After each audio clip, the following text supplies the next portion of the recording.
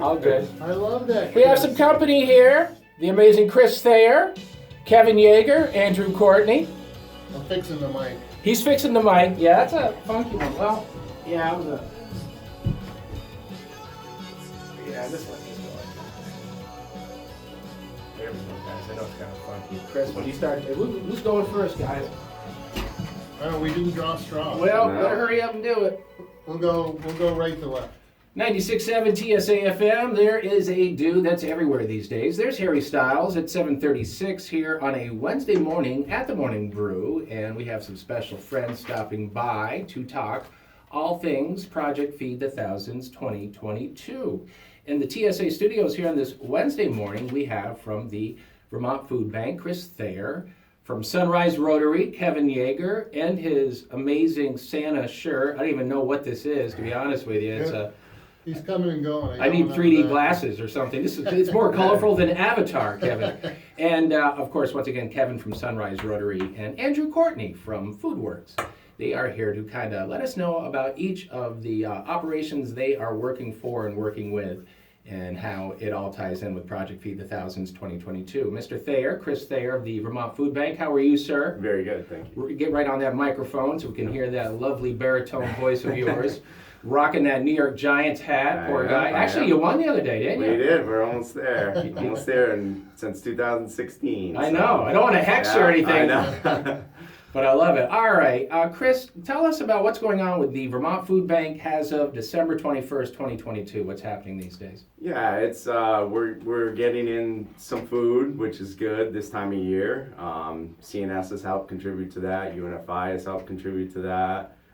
Leader right here in town has contributed to that. So, we constantly need more because the need is more. And, since the peak of pandemic, we're actually seeing even higher folks coming to visit. Yeah. And I was going to ask you, you're seeing the numbers have increased. Do you think that's because there was a lot of help initially a couple of years ago, and then that help kind of got pulled back, Yep. and people still need that help, right? That's exactly what it is. We had a lot of programs out there that people were getting help, and then obviously with stuff that's going on today with the high inflation and everything else, we're seeing higher numbers than the peak of COVID. So going forward, obviously the need for help is 24/7. It's not just a seasonal situation. It goes beyond just the month of December. So going forward, what can people do to help the food bank? What can they do?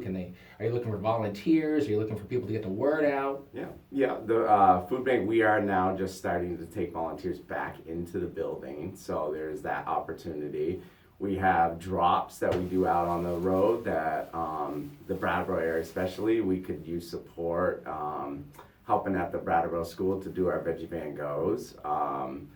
But yeah, anything, they can go to vtfoodbank.org and donate if they want to do it that way.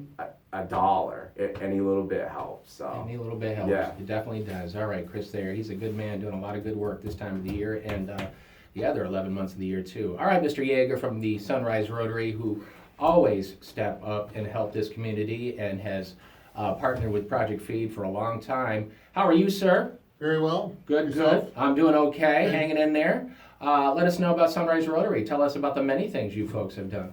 Sunrise Rotary has been involved with Project Feed at least 20 years. Shortly after, and I've been in the club, I'm one of the long-term members, well over 22, 23 years.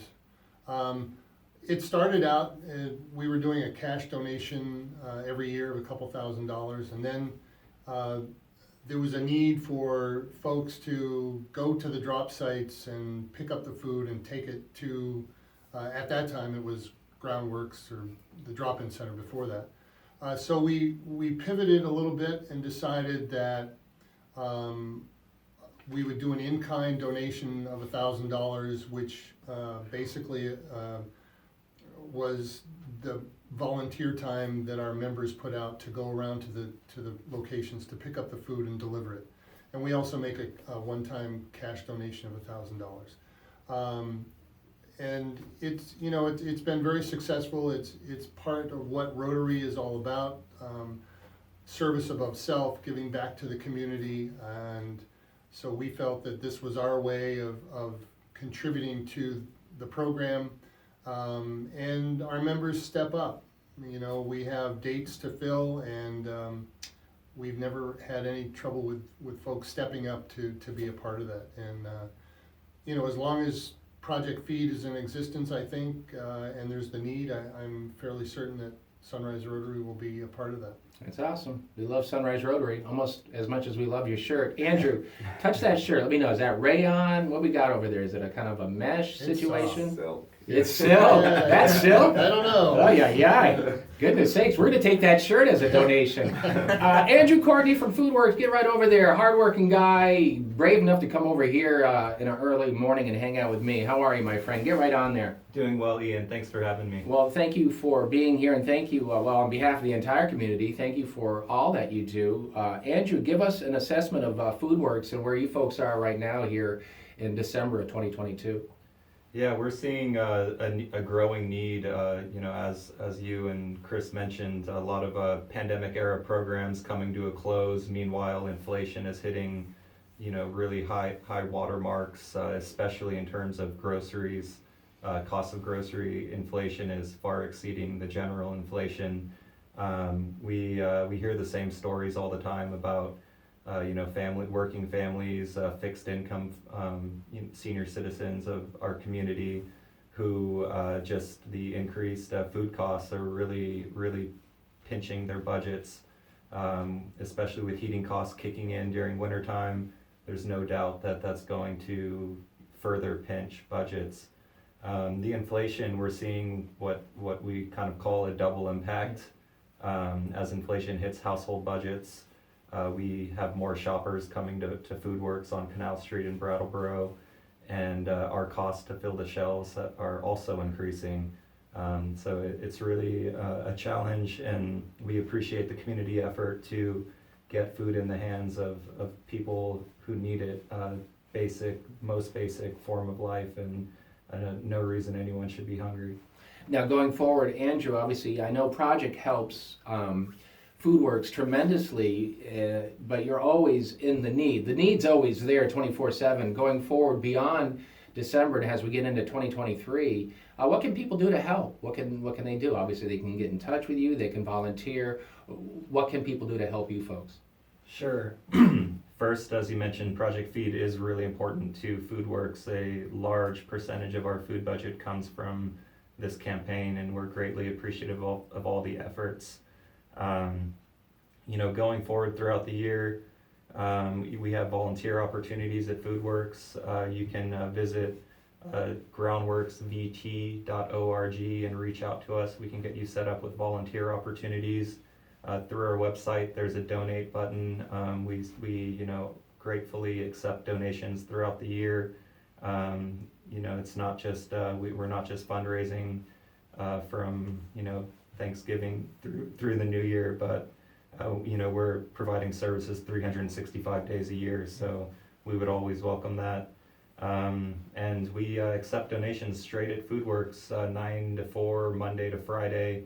If you feel like cleaning out your pantry and seeing if there's anything that's been sitting there that you're not using, bring it on by, and it'll be in someone's shopping basket within a day or two. We do have some work to go. I do have some numbers, and right now, obviously, our cash goal number is $100,000. We're at $56,000, a little over $56,000.